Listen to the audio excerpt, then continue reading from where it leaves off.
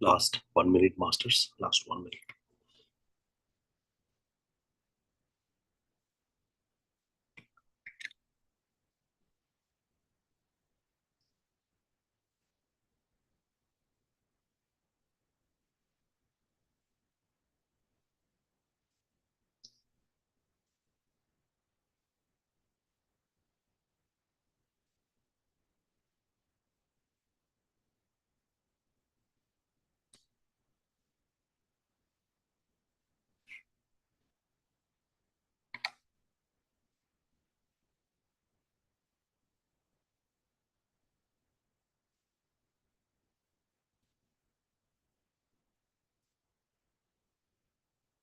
Last 5 seconds. 5, 4, 3, 2, 1, 0. Breathe slowly. Take your hands and put it on your eyes. And gently, whenever you're ready, slowly open your eyes and look at your palms. Thank you. Thank you. Thank you. Thank you, masters. Thank you for the wonderful opportunity. Let us all thank the masters, universe, and the energies we received today. Thank you very much. Apologies, I was a couple of minutes late today. Supposed to end at 9:45, but it took a couple more minutes. We will get right into the topic session for today. It is such a beautiful thing as we start to understand the energies that are produced within us and outside of us. We have been talking about these three questions. Who am I? What is real? And what is love? We are in the third question now, the quest of what is love. The physical body has always been your true love. Right? For every one of us, I love myself is the only thing that I am living here. It may perceive, we may perceive things in the world with a different context. When I look at things outside of my mind, I start to get attachments. I start to get struck with the life as to what I am dealing with. The surroundings, the environments, the kind of, cultural upliftment that I have brought in up, the kind of families that I associate myself with, the neighborhoods, whoever I go around, sit around, walk around, talk around. That is all what my life is, how I look at it. But anything, anywhere you are expressing love, that love is a conditional love. That love is not a true love. That love is the love that is coming out of a particular attachment. Now, this is the fact. The fact of life is there is no true love. The only true love is for my own self. If it comes to someone else, if it comes to anyone else trying to understand it, I have a condition. Like, for example, I love my kids, I love my family. Why do I do that? Because I think that they belong to me. I think that I owe them. I think that we are here together to go through whatever the karma that we have come together. But in reality, that is not love.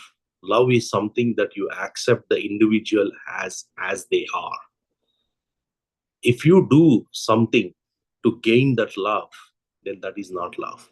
If there is a condition, whatsoever may be the state of that condition, then that is not love. What love is, accepting as it stands. No questions, no conflicts, absolutely no judgments. That is love.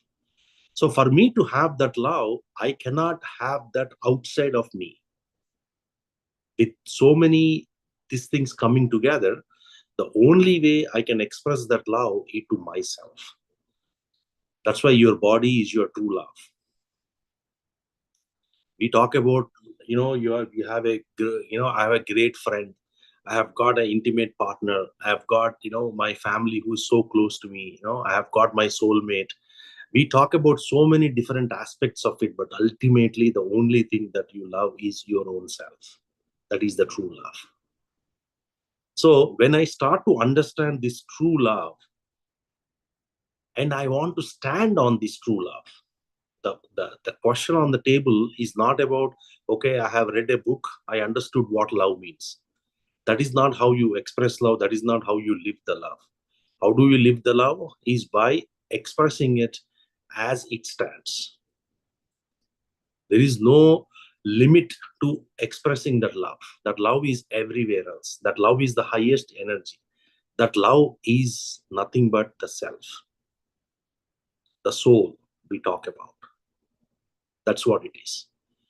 My mind is hungry, my mind is agitated, my mind is going through different emotions, and I'm expressing love to my life. I'm expressing love, on a condition. I'm expressing love to a particular situation or a particular circumstances somebody is going through.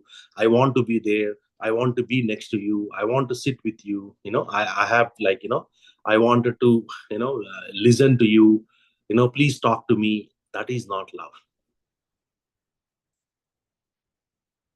right? Because you are trying to comfort other person by a condition.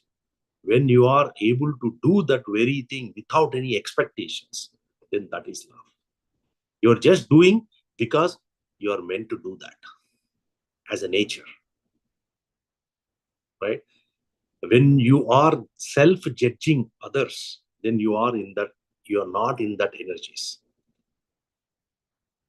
right? Whenever I deny the love, I suffer. My body suffers, right? So when I say that I love my body, it is an unconditional nature of me to love myself. I don't need anything else to love myself. I just love it. That's it. I don't have any condition, right? My left hand and my right hand, they don't have any conditions for me to love them. They're just there. That's it. So as and when I start to understand and differentiate between what is love and what is not love, and then the more I spend time to understand what is not love, then the only thing that left is what is love. That's why this third question is a very important question. That's why it requires practice. That's why you have to be in that state of, be, being, for you to be able to realize that. I'm trying to get there. I'm trying to be there. How am I trying to be there? How am I trying to get there? Is based upon so many different factors.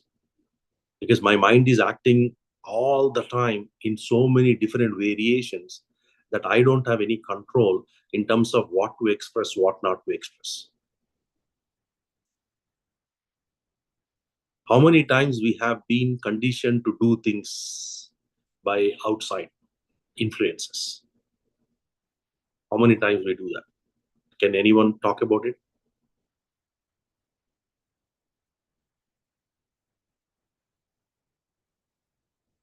How many times we are conditioned to do things?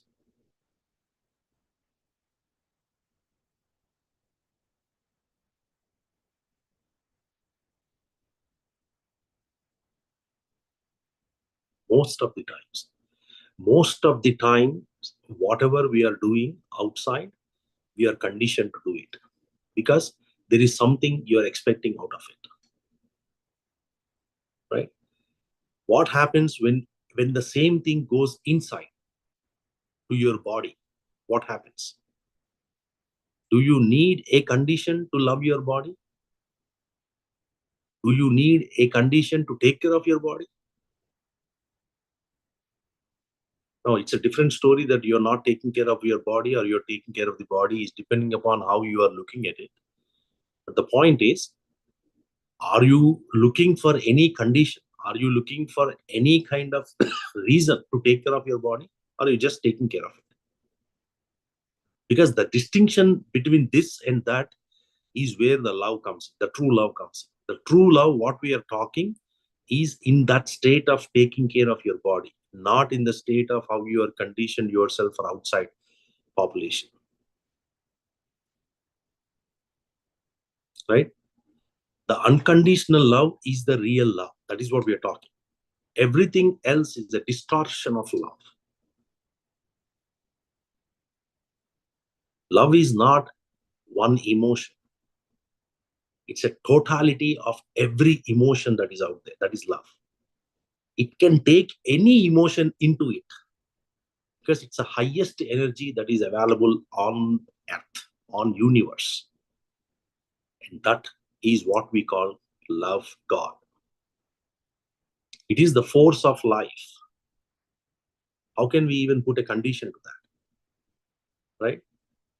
See, my body is my home on earth. It gives me all that it has to give me, and I can do the same thing to it.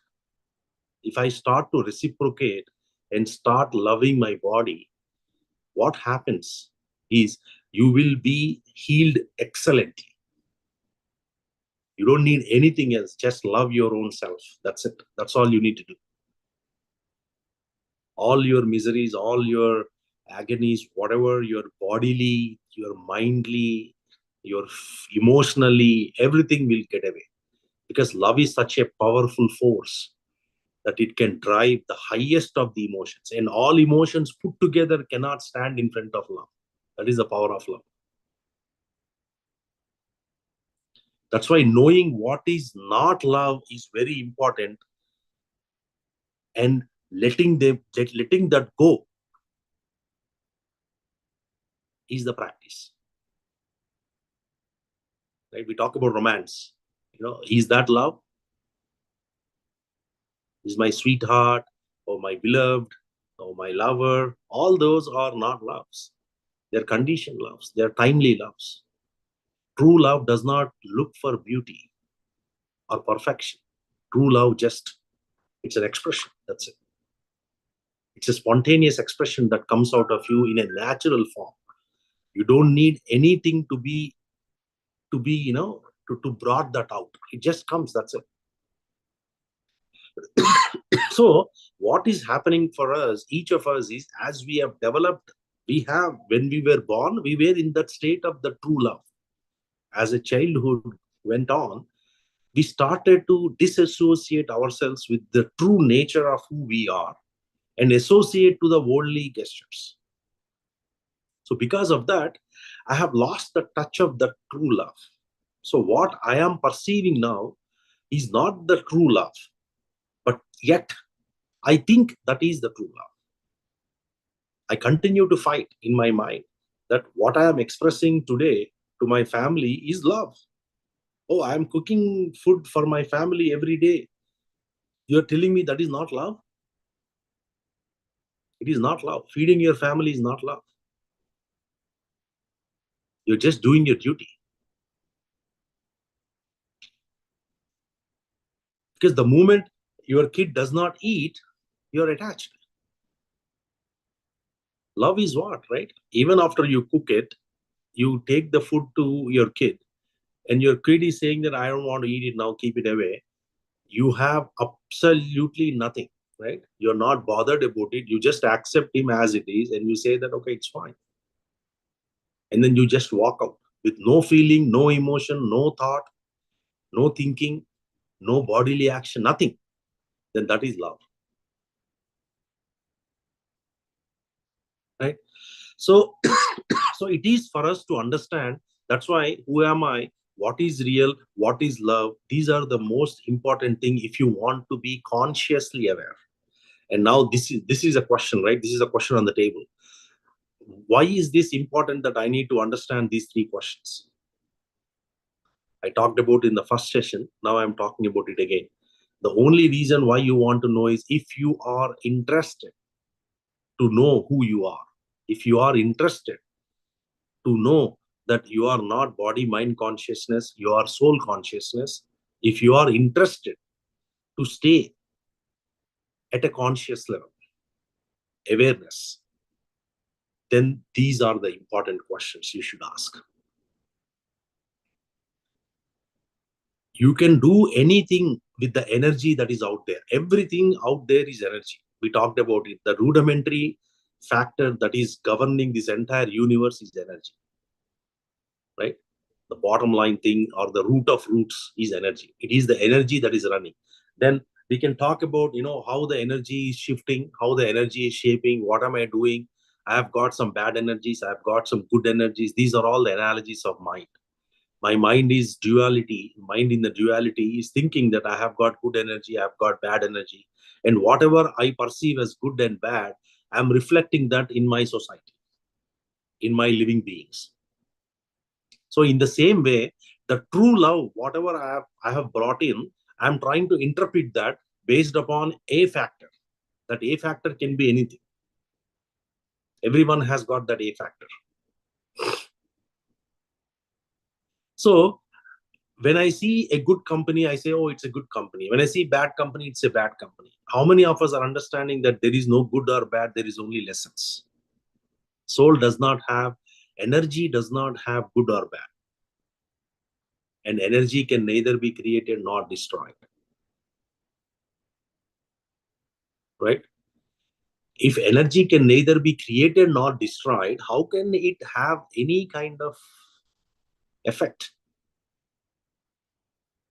The effect is as to how I reflect it, how I see it. When I see it as bad, the energy gets bad. When I see it as good, the energy sees as good. Similarly, what I try to do with love is when I am in that state of being, you are in a true love.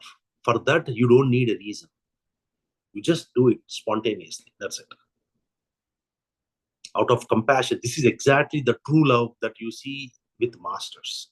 When you go and sit with masters, grand masters, that is the expression of love.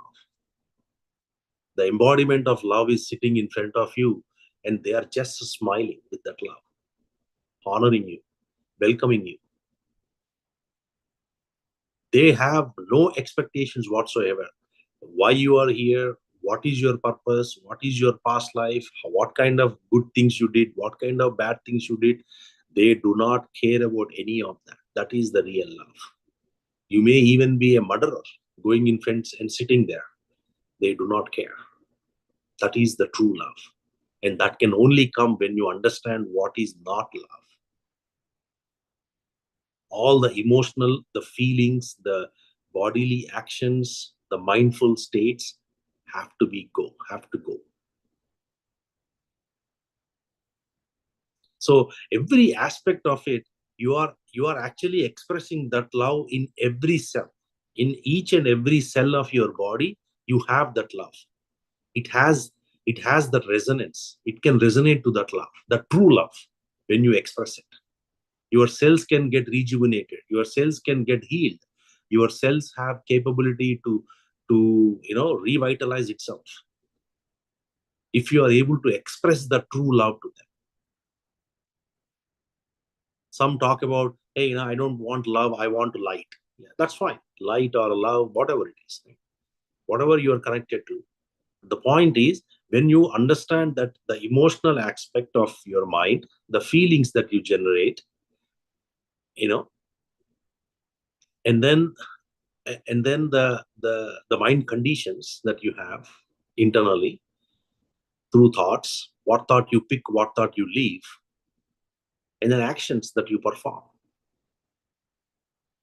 all of them have to coincide.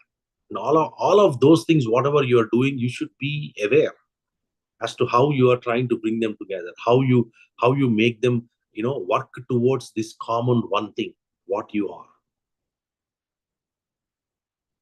Right? We talk about gratitude. We spoke about that couple of weeks back.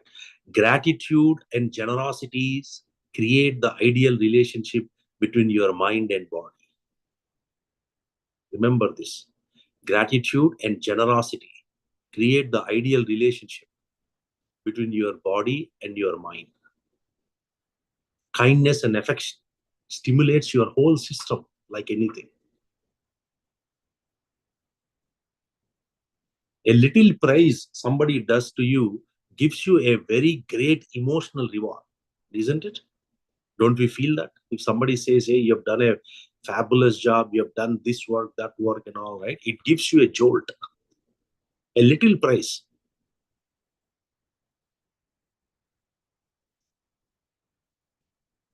Why do I have to tell a story? Why do I have to praise you? For you to get that kindness? Why do I have to do anything outside for you to be able to express that thing that you are born with?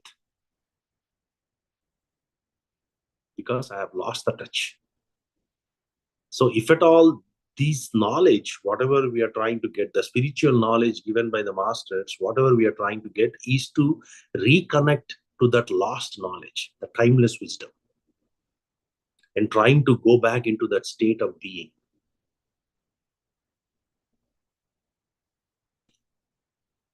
So we can use our energies very productively.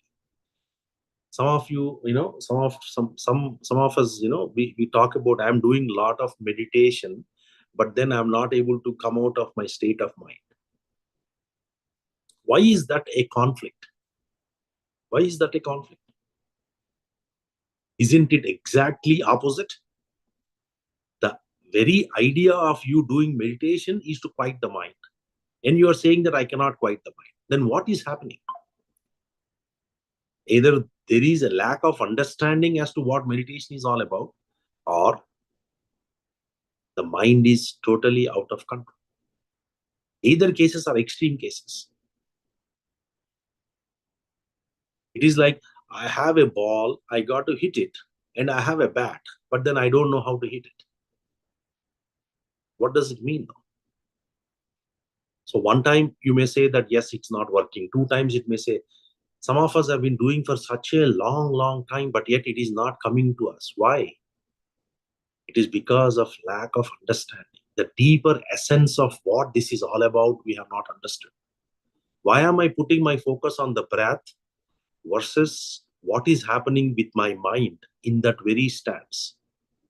I don't have the connection. So when you are hiding yourself from trying to understand what you're trying to become, obviously there will be no experience. There is no practical outcome. The outcome is garbled because your understanding is garbled.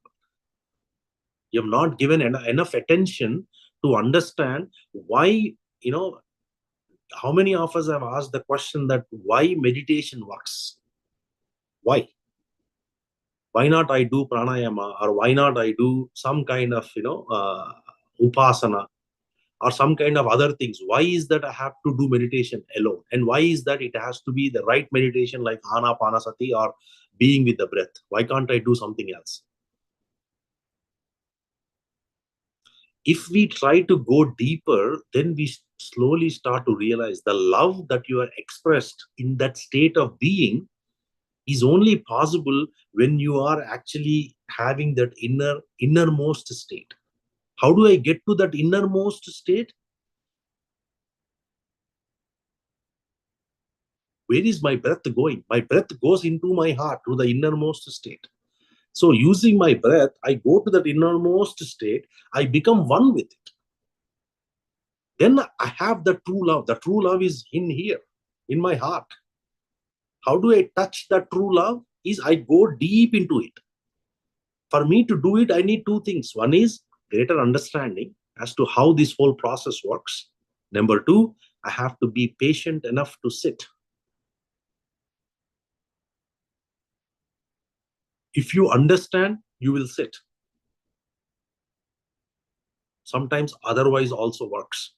You sit for a long time and you have that touch of the experience, then you start to go deep to understand. Sometimes it also happens that way, other way around. But most of the times it is the understanding that gives you that opportunity to go deep.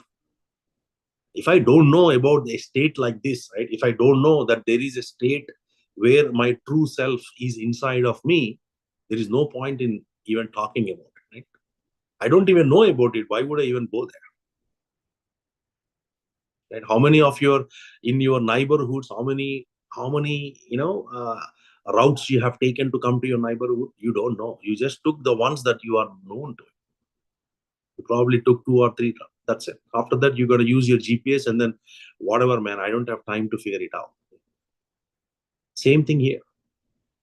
We are so busy on the outside world that we don't have time to come back and reset ourselves to that very thing what we are expressing. That's the expression of love, expression of joy, expression of happiness, peace, right? So when I lost that self-touch, what happens is naturally my body starts to shake. My mind starts to shiver.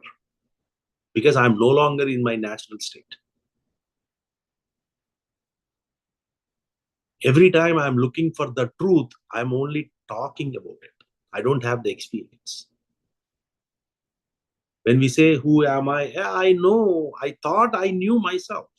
I know. I read about it. Some master talked about it, or someone said that yes, awareness is the way, that you can bring it back. It's a witnessing, it's observing. All these are words without experience. The words mean nothing without experience. And we don't even want to start to doubt it or ask that question. We don't dare to ask the question to ourselves. A single doubt can dismantle a entire belief structure if we are willing to let it. If I am willing to let it, a single doubt can dismantle an entire belief structure. Single question. If I am willing to do it. The question is why? Why would we do that? Why would I want to let go of the nonsense and come back to my truth sense? What is in for me? Because it is the doubt that gives you an opportunity to look around, observe that craziness that is happening, and decide how you want to play within it, with it, right? If I don't have a way to doubt it, I'm just carried away in the moment. The moment after moment after moment, I am dragging myself into it. But I am never asking that question, that single question as to why. Why should I do that? Why should I go? Why should I be? If I don't have that awareness, if I don't ask those questions, what happens? I drag myself in. My energy gets dragged by the character surrounded by me. My me character has no value, right? We talk about maturity, we talk about emotionally, very aware. We talk about spirituality, we talk about being genuine, authentic. If you really look at all of these things, it all comes down to one thing. It is an expression of your state. That's it.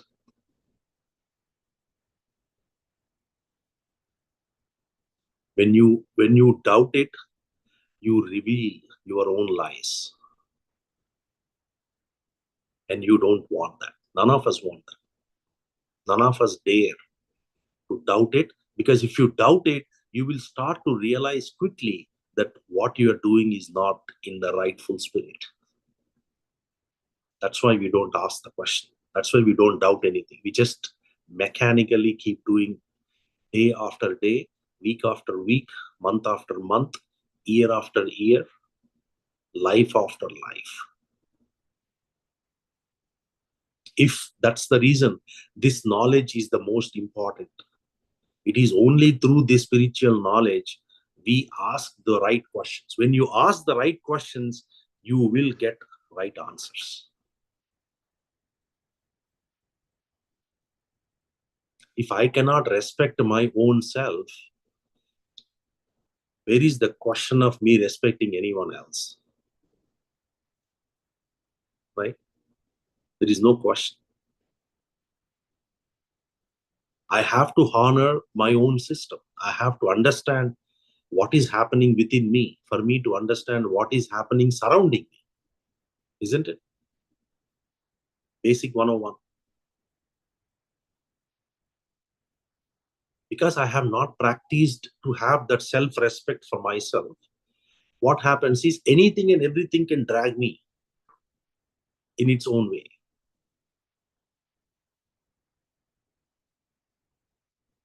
Because what we are talking about, that self-love, is a deliberate act. You have to bring it. It's a deliberate act. It is not there naturally. It is naturally within me, but I have lost the touch. So for me to regain the touch, I have to deliberately bring it. That self-love.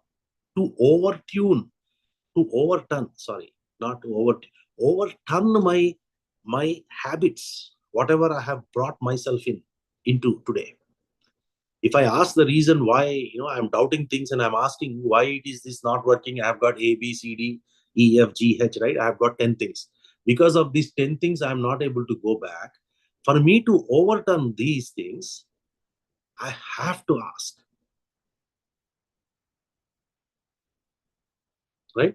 Then only these habits will go away and I'll come back to my true love, self-love. You have to go through that internal revolution to rise above your own knowledge.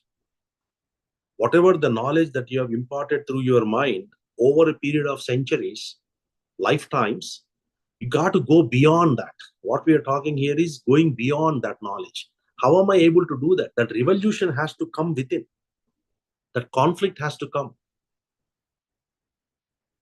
right? So when I start to ask these questions, now you are creating that conflict. It is not like the conflict is not about, hey, right or wrong. The conflict is about what is truth.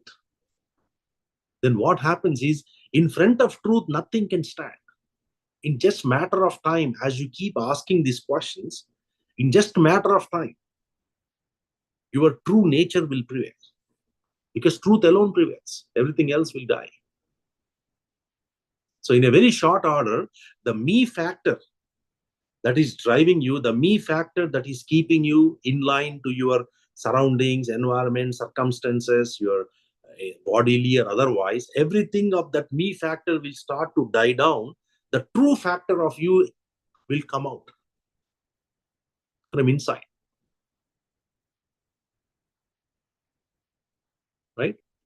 So the more and more I ask these questions, how many times, someone was asking me other day, how many times I have to ask this question. It's not about how many times you're asking these questions. Is that going in here? Have you understood the concept of why these are important? Why they're saying, masters are saying that understand what is not love. Then you know the real love.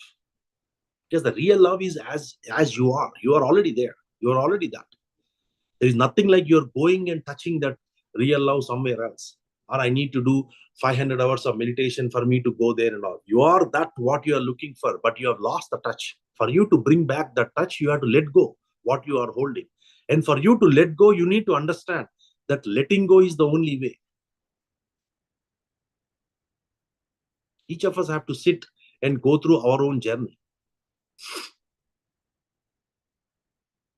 Right?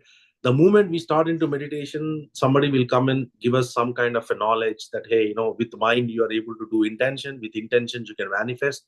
With manifestation, you have visualization. Through visualization, anything is possible. That's it. My whole true nature, my whole path of truth, my whole being, all that is gone now. What is left out is I got to make my intentions come true. That's it. In that very moment, it is like, I got to win this video game. That's it. Everything else is gone. That is how every time we get into these things, it is carrying the habitual behavior that we are used to in our lifestyles is so protective of us that it will not allow us to go beyond the state. It will never allow us to go. The only way it allows you to go is deliberately doubt it every time, every single time. Put it out there.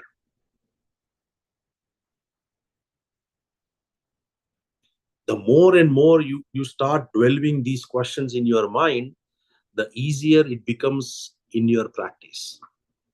So now the struggle that you go through in meditation, you won't go through that anymore because you are going through that struggle outside of meditation. Outside of meditation, you've started to ask the questions. So your mind is slowly turning around.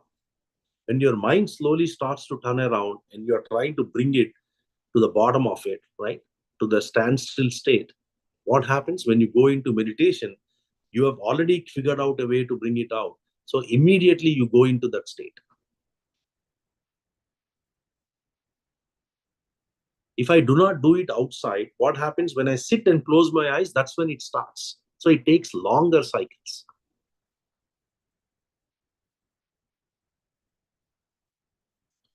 Someone was asking me, there is no state beyond mind. This was actually an argument with me. I said, I don't like to argue, or I don't like to, do any kind of, this point versus that point. All I can tell you from what I understood is one thing. If mind is really the only state that is out there, then ask the question, what is happening in your deepest state of sleep? Where is that mind? That mind which is running my entire world when I am awakened state, in my waking up state. In the dream state, that very mind is going through dream activity. In the deep state, where is it going? If you can answer that, then I'll accept it.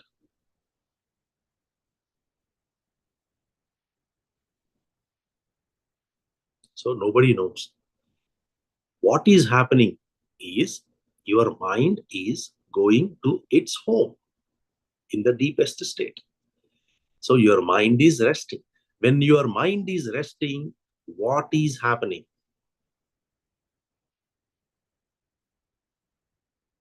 You are beyond the state of mind. That's it. So when you are beyond the state of mind, in the deepest state, the only thing that you are not aware, you're not consciously aware, that's it. Apart from that, everything else is there. You have the experience, you are that. No mind, no intellect, no bodily activities, no senses, nothing is there. You are that, what you are looking for. But the only thing is you're not aware. The moment you come out of your sleep, everything will start. The me factor will come in, everything will start with that. So whatever we are trying to express, whatever we are trying to become here is not like I'm trying to go, from step 1 to step 10,000, I have to climb this, I have to go there, I have to do that. No, whatever you are doing, whatever may be the type of penance or practice that you have brought into your life, the only thing that we all have to do is let go. Let go of what you are not. Let go of things which do not belong to you to begin with. Let go, let go, let go. This is what in scriptures they talk about nayiti, nayiti, nayiti. Not me, not me, not this, not this, not this, not this. If you keep saying not this, not this, not this, then you will become that, what you're looking for. When entire not this is gone, the only thing, even to the universe you say not this, then you become that. Because there is nothing else to say not this.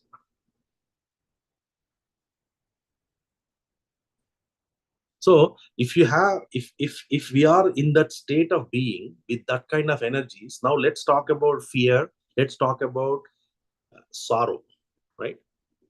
Do they even have a stand when I'm having that kind of energies with me?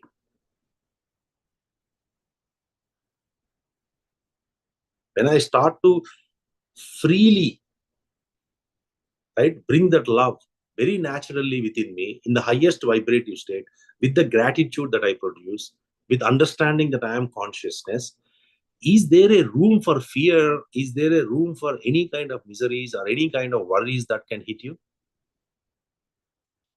Absolutely not. They are the lowest vibrations. You are in the highest vibrations. Because one of the biggest barrier to love is fear. Fear is natural to every organism. It meant to alert us from the danger and preserve the physical body. We know that. It is the survival energy. If it is for the survival alone, then yes, you are right. If a lion is in front of you and then you are fearing and trying to hide, yes, that's fine. But what about the irrational fear?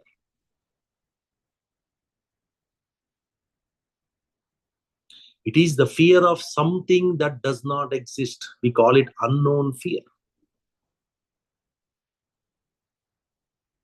So as a child, we cannot differentiate between the real fear and the irrational fear, right? Because you need to have a lot of logic to understand between these two, right? And kids do not come with that kind of mindset. They take everything as a fear. Even a story, in the story you can talk about a story, and then you put some fear into it, they take it as real thing. That's why they get scared even in a story when you talk about it. But what about us, right? So when you are telling a story itself, when the kid is able to take that and then bring that fear himself, right? And that panicky that you are creating within, with the words that you are creating, the hysteria that the kid is going through just because you using those words, right? Just by your words, he's able to bring that down. Why do we think that when I bring that unknown fear or irrational fear, it is not gonna affect my system, my body? No, the difference is, as a child, I did not ask the question, but as an adult, I could ask the question. I could ask the question, but I don't. Most of the time, when you are afraid, we know why. But knowing encourages us to be more fearful, right? And fear gets more affirmed when we know it. It kind of, I know I should not go that side, but if I go that side, the mind is like, if I go that side, I don't know, I don't want to go there. And you know that you have to go that side. There is no other way. Even today, tomorrow, day after, you have to go that side. So why not face it?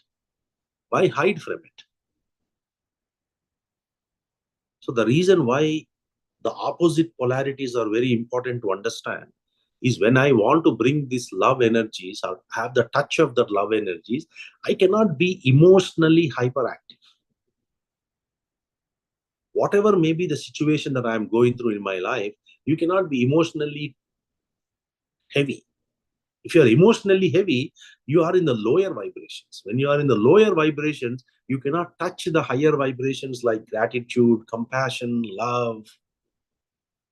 No, those are far away. They cannot coexist together.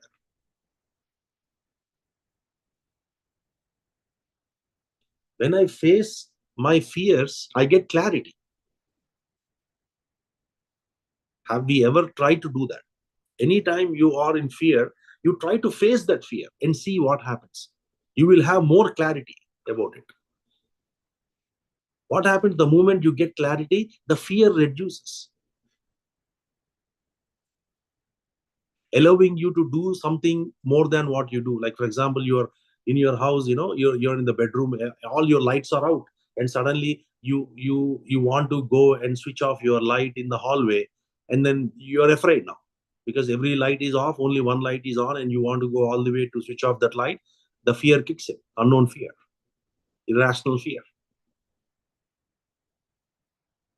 But when you start to face it and say, oh, there may be demon, there may be this, there may be, the shadows of the fears will come in different ways for you. And then you say that, this, and all that. And you say, the moment you say, hey, what is going on? What am I going, just like, facing that fear. Why am I going through why? What is going on, right? Just going and switching the light off, right? The moment you get the clarity, the fear is gone. And then you go just do the work.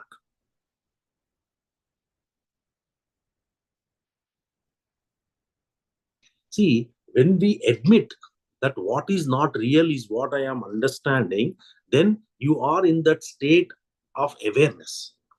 When you start to understand what is not real, admitting, you have to admit it. Yes, yes, I understood. Not for everybody else, just for your own sake, inside your government, right? This government has to agree that, yes, I admit, I get it. So what happens in the previous case, the more and more I wait, the higher the fear consciousness grows, right? It kind of grows. At some point, it so happens that you will not even do your very duty. because you have this irrational fear that you are caught onto, and you keep telling yourself that I cannot get out of this. Why you are not able to get out of this? You're not asking that. All you are stuck is, I'm not able to get out of it. That's it.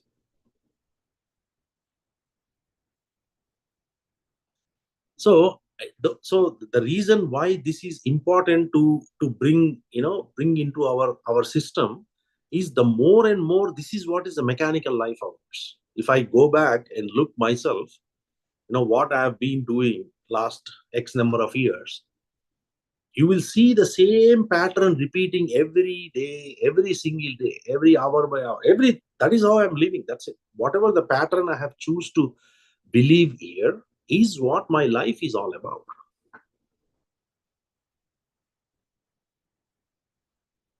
I don't have the peace. I don't know about happiness. Forget about it. It's a long shot for me. True love and all that is like, okay, only God has to give me. I have nothing to get that, right? Compassion, gratitude, all that. What I am left with is the day-to-day miseries, the day-to-day desires, the day-to-day things, mechanical lifestyle that I am leading, the patternized lifestyle that I brought to myself, understanding that this is what truth is all about. Living like this is what truth is all about. Feeding my family is the only purpose I am here for. With that kind of thinking, with that kind of energies, now we are expecting that I wanted to flip the coin and want to go to the highest state. From a lowest state, you want to go to the highest state. How is it possible? You are in deep fears and you are not ready to accept that you are in deep fears. How do you get out of it?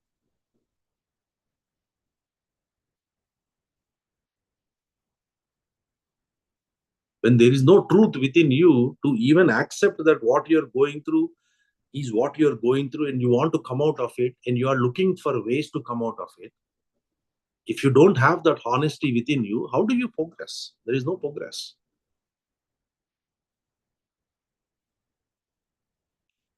Right? I hold, see, it is not just by stories or by listening to things that you get fear. You probably have fears from your childhood. You have fears from a lot of different, different things that you have the fear. There are many reasons. Your old beliefs can also make you fearful sometimes.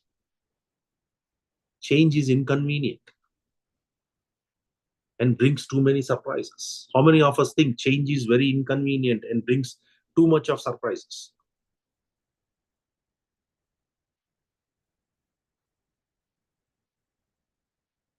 I want my illusion, my phobia to lead me, right?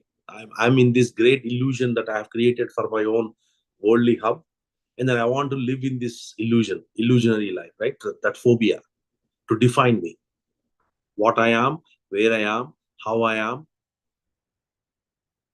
So when I try to bring all of these things together, the moment I start to realize that, okay, everything, whatever is happening, is not my real nature, is not my true nature. It has nothing to do with me. Then you slowly break. You slowly create that barrier. Right now, my emotion, my body, my mind, my intelligence, my senses, and the factor of me as consciousness, they are all in there together. They are all in there like this. But in reality, this is like this. This whole thing, or this whole thing, whatever I am, is my body. This has my body. This has my senses. This has my mind, my intelligence, and the consciousness. What I am is here. This is witnessing what this is doing. This is reality. Love is here. Compassion is here. Gratitude is here. Higher energies are here. Everything what I aspire for, soul is here. Liberation is here. Freedom is here. Peace is here. Happiness is here. But I am like this. I continue to disown my own reality.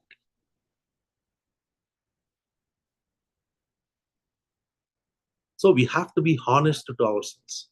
If your practice is not working for you, be honest to yourself that I need to do more practice. If you do not have the right knowledge to go deeper, then you should accept that, okay, I need to get more knowledge. It is the knowledge that lets you go deeper. You have to understand what you're getting into, right? Otherwise, what happened? The fear will kick in.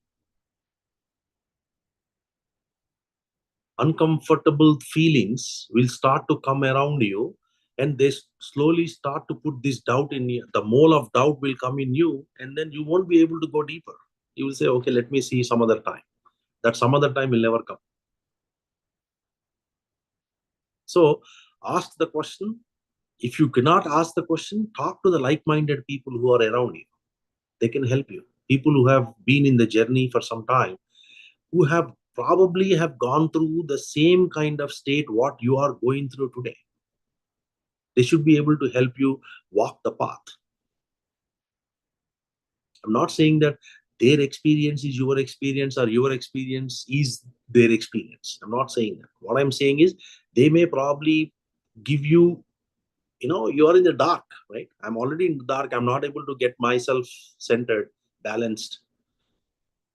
How do I do it? Just find someone who can provide you that, light in the dark.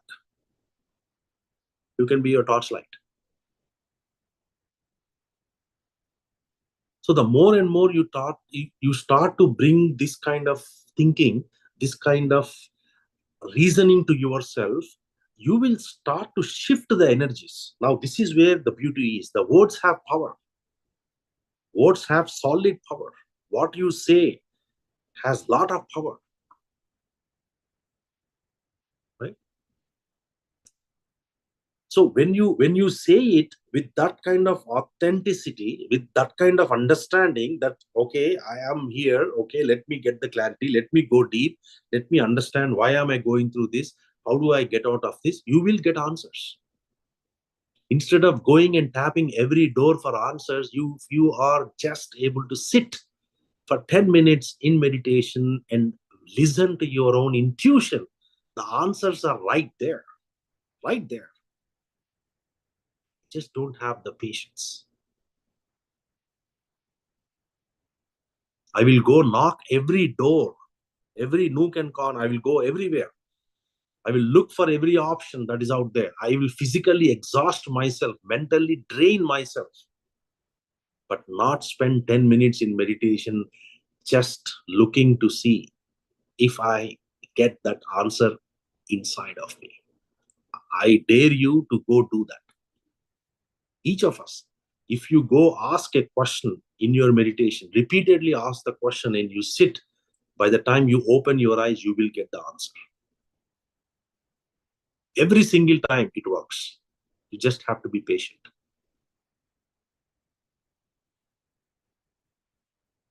So what we are talking about here is not just I'm practicing meditation.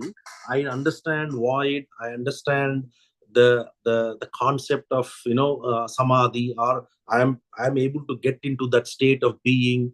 I have become one. All that is not important. Have you ever asked this single question, that who is the one that is sitting in meditation?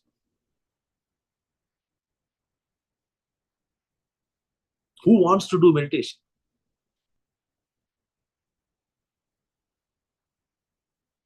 Right? So as you go back deeper, deeper to the source of it, then you no longer have to fight it, right? So we can see that there are two concepts here, right? I mean, you have to understand the way the mind operates is mind operates in two modes. See, it's called parasympathetic mode and synthesis. The nervous system works in two levels: parasympathesis and synthesis. In the synthesis process, it is flight and fear. Flight and fear. In the parasynthesis process, it is digest and rest. So like this, right? So I am here right now. Outside, I am here. Flight and fear. Either I get away from the situation or I'm afraid of a situation. Now, what I'm doing, I'm sitting in meditation now in the middle ground, and I'm saying that now I want to go to digest and rest. Parasynthesis. I want to activate this side of my nervous system, the para aspect of it, vagus nerve, right? I want to activate that gland, vagus gland, so that I am in the parasynthesis level where I am able to take a deeper breaths. The agitation is here, deep breathing and calmness is here. You are rest, you are having a lot of fun. So you want your mind to be always in this state, para. You never want this, but circumstances are pushing you to go this all the time. This is where the love, compassion, the truth, consciousness, liberty, freedom, whatever, enlightenment, everything is in here, this side. But I am always on this side.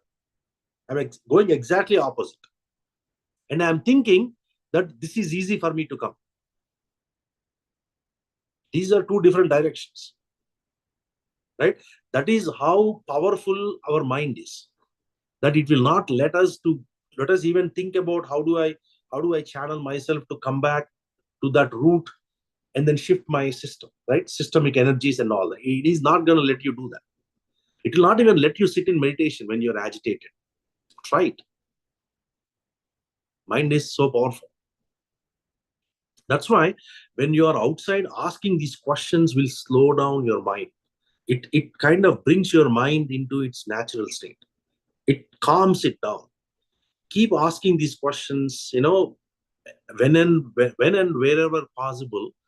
Churn your engine with these fundamental questions, these root questions, rudimentary asks, right? When you ask these questions, mind will start to come back. Who am I?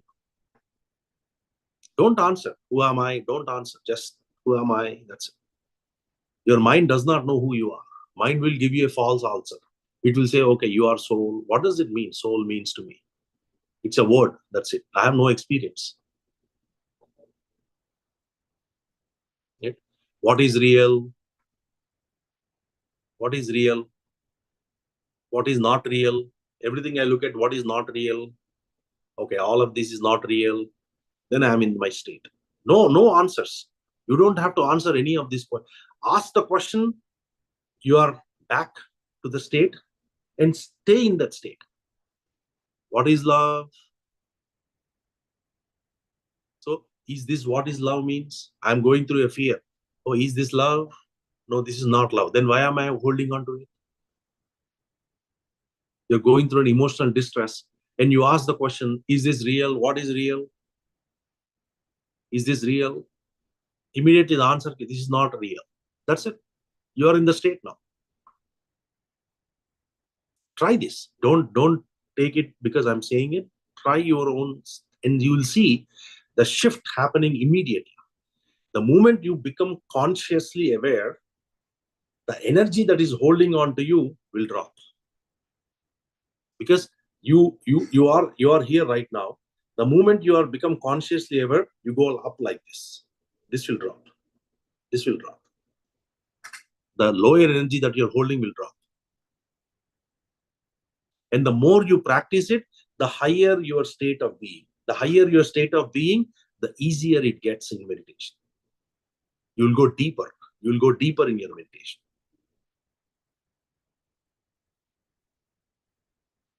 So start to bring this into your daily lifestyles. Ask these fundamental questions all the time.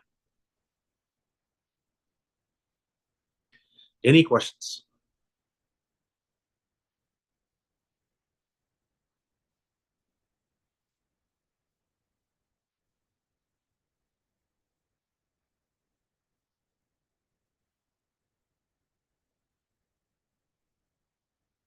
Either it's too deep or we lost.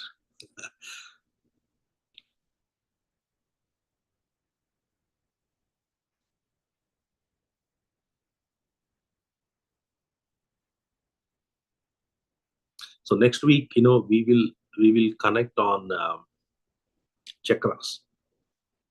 We'll talk about. I'll give you a rundown of chakras, how they work, from Mooladhara, from the survival chakra to the crown chakra. We'll talk very briefly so that we can identify what chakra we belong to. Not that we wanted to go activate that chakra, but at least understand at a basic level as to where I am yet. Am I at heart chakra, where I'm connected with love energies, or I'm at second chakra, third chakra, fear or guilt energies or shame. Where am I? Am I with knowledge, in the third eye area, or I'm in the highest state of being, where you are in the service, selfless service, right? So there are like aspects that in each chakra. Concept is very deep, so I don't want to go too deep. That way, I don't want to confuse you, but I wanted to give you that enough thought into it, that what is happening when I'm doing a deeper meditation. What is happening in my system? How is my system able to do things naturally, which I am not able to do if I do not meditate, if I do not carry those energies, right? There is always this question that why do I have to sit and meditate to get the energies? If I am what I am, then I should naturally have it. Then why don't I have it, right? So we'll talk about some of that basic concepts. Again, I'm not advocating anyone to go do chakra meditations or activate your kundalini or anything of that, but it's a good knowledge in the yogic practice. I'll talk about Mahayogam little bit and bring some of those experiences, how it works, what does it mean, and all that. All right. Any question? No questions?